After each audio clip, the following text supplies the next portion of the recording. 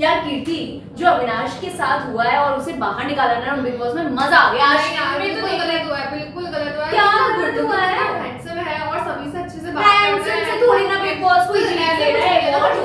मुझे झगड़ा बाकी सब के साथ तो अरे चुप हो जा गाइस, कैमरा ऑन हो गया है। और क्या तुम दोनों पागलों की तरह लड़ रहे हो? बिग बॉस का घर बना दिया तुमने ऑफिस को। वैसे लड़ किस बात पे रहे हो तुम दोनों? अरे अविनाश को निकाल दिया। एक मिनट, एक एक करके बोलो यार, मुझे ऐसे थोड़ी समझ आएगा। Please don't mess with me. Did you got that? गंदा दे। आ गया समझ में? आपको समझ आया? सुबह से सोशल मीडिया पर ना यही हो रहा है।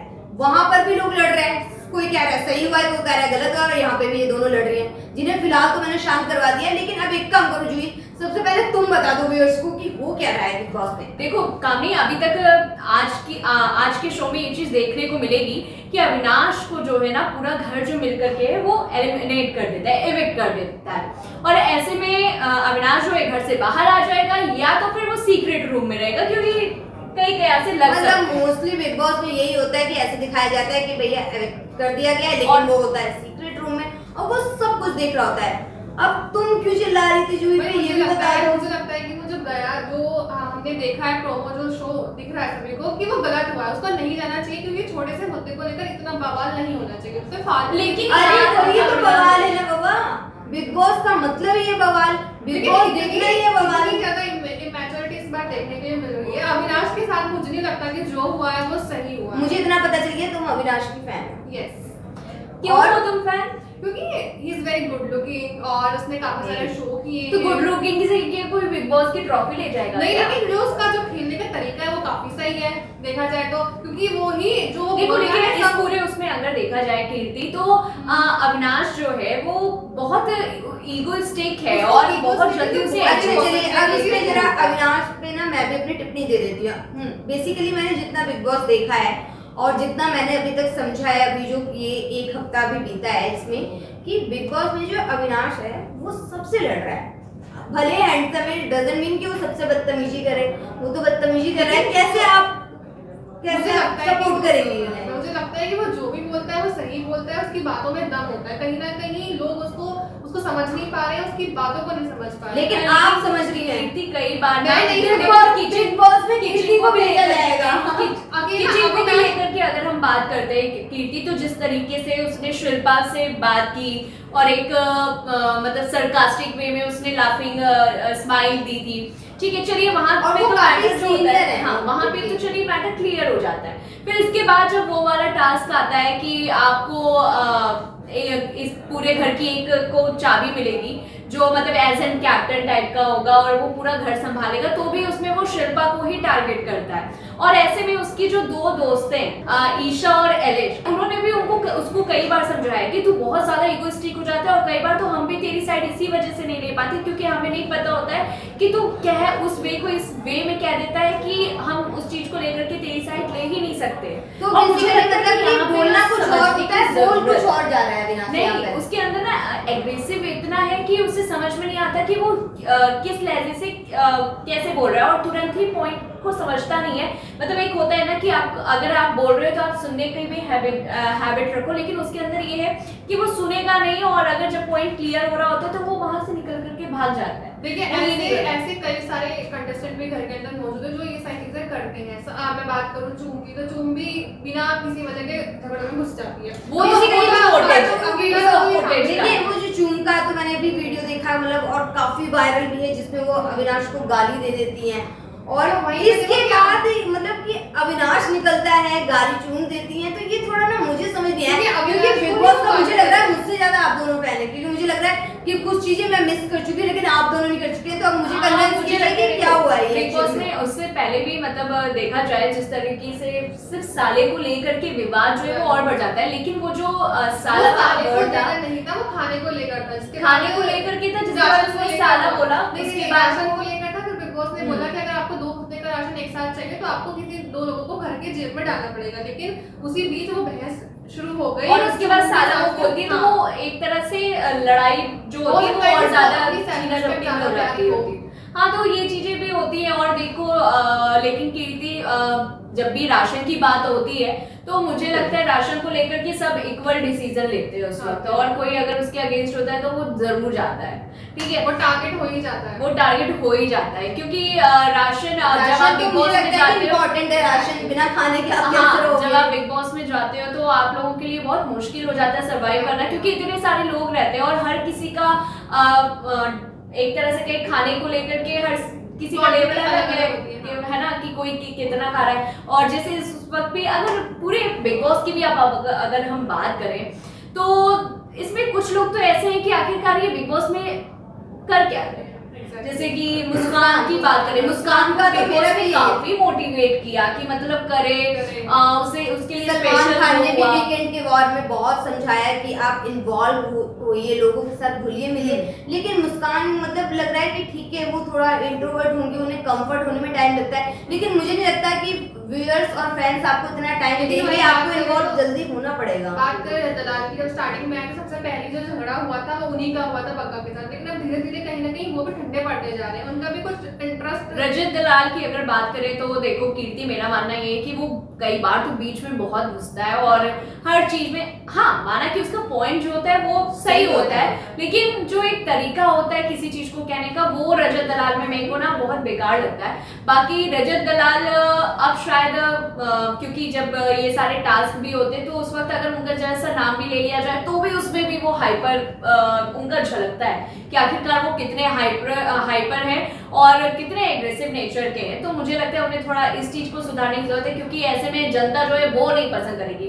और डेफिनेटली, क्योंकि आपको वाकई में व्यूअर्स आपके पास 3 महीने नहीं होते, आपके पास सिर्फ आप समझिए कि अगला हफ्ता है, अगर आप बच गए तो ये एक हफ्ता आपको प्रूव करना है, वो हर एक हफ्ता आपको प्रूव करना होता है।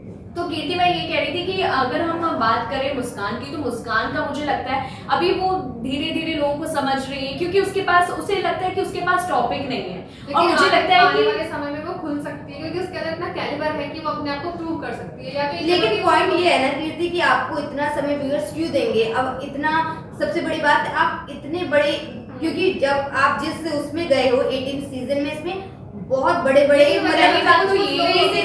फर्स्ट ऑफ ऑल बहुत बड़े बड़े फेसेस हैं। जो ही अगर आप शिल्पा की बात करते हैं, मतलब उनके फैंस रहे हैं, मतलब तब भी रहे हैं, आज भी रहे हैं, हम लोग भी जब उन्हें देखते हैं हम कहते हैं वाओ कुछ लोग ऐसे लेकिन होते हैं ना, मुस्कान की अगर हम बात बोले करें कुछ- तो मुस्कान के अंदर जैसे कि मैं कंटिन्यू कह रही थी कि मुस्कान अगर चाहे तो खेल सकती है पूरा बढ़िया से और अच्छे से खेल क्योंकि सकती उसके है, अंदर लेकिन जो ही वो हाँ, खेल लेकिन सकती है, जैसे कितना time मुस्कान लगे। कहती है कि उसके पास कोई कंटेंट नहीं है, मैं किस बेसिस और पे वो बात दोस्त करूं, नहीं बना पाती हाँ मैं है, किस फिर- बेसिस पे हाँ। बात करूं, मेरे पास कोई टॉपिक नहीं है। लेकिन मैं एक बात बताऊं, जब आप बिग बॉस के घर में होते हो तो आपको ना टॉपिक कहीं से लाने नहीं पड़ते, इनफैक्ट आपको बिग बॉस के ही अंदर आपको देखिए इतने समय बिताने, तो ऑब्वियसली आपको एक जब तक दूसरे आप के बारे में कोशिश नहीं बताना करोगे, पड़ेगा, एक दूसरे से बात करने है ना, तब तक आपको topics और मिलेंगे। एक जगह टिके रहोगे तो फिर आपको नहीं हो पाएगा, ऑब्वियसली आपको कुछ ना कुछ एंटरटेनिंग अरे देना बिकॉज पड़ेगा। जो ये मुद्दे ही होते हैं ना कि मतलब मुद्दे तो ये होते हैं ना, हाँ, तुमने मुद्दे तुमने तो चाय में होते हैं। चाय पत्ती ज्यादा क्यों डाल दी, Exactly, खाना किसको कितना तुमने पानी ज्यादा क्यों पी लिया, यही मुद्दे हैं बिग बस बॉस के। क्योंकि आप चाहत की भी बात कर रही थी। चाहत की मैं ये बात कर आई डोंट लाइक हर। मुझे लगता है कि चाहत इस बार नॉमिनेशन में पक्का आने वाली है, क्योंकि सभी लोगों के निशाने पे चाहत है। मतलब बेसिकली मतलब पर्सनली ऐसे नहीं है कि I don't like her, but जिस तरीके से उनका जो कुछ भी दिखता है ना बड़ा फेक लगता है मुझे। हाँ, मुझे भी ये लगता है कि उनकी पर्सनालिटी है वो काफी फेक Fake है, है। वो हर चीज में मैं करती है। वीकेंड के बाद में भी सलमान खान ने टोका था कि तुम हर चीज में मैं क्यों करती हो, यही बात विवन में भी बोलते हैं, सभी लोगों का यही मतलब वो मानना है। अपने आप को बहुत डाउन टू अर्थ दिखाने की कोशिश कर रही होती है, लेकिन मुझे लगता है ऐसा कुछ है नहीं। मुझे तो मजा तब आया था, शार्प माइंड चाहत का जब मजा, फेक है। चाहत का जब मजा और अच्छे से मजे जो लिए थे वो सलमान खान ने लिए थे जब हमेशा स्टेज में, जब और उन्हें उसने बोला कि बिल्कुल, मैं ही हीरो हूँ, मैं और ही हीरो हूँ, और दूसरी बात मैं आपको बताती हूँ कि मैं कहाँ से आई हूँ, हाँ। मेरे घर में क्या क्या चीजें, Exactly. जबकि सलमान खान ने इस तरह के क्वेश्चंस नहीं किए थे, बट फिर भी एक तरह से लेकिन आप इंटरव्यू में सब मतलब कुछ आपने सब कुछ बता परोस करके दे दिया है कि मैं बहुत बेचारी लड़की हूँ और मुझे जल्दी से बस अवार्ड दे जो दिया और- अवार्ड तक और पहुंचा जो दिया। सबसे बड़ी बात है, कि ऐसे ही दिला और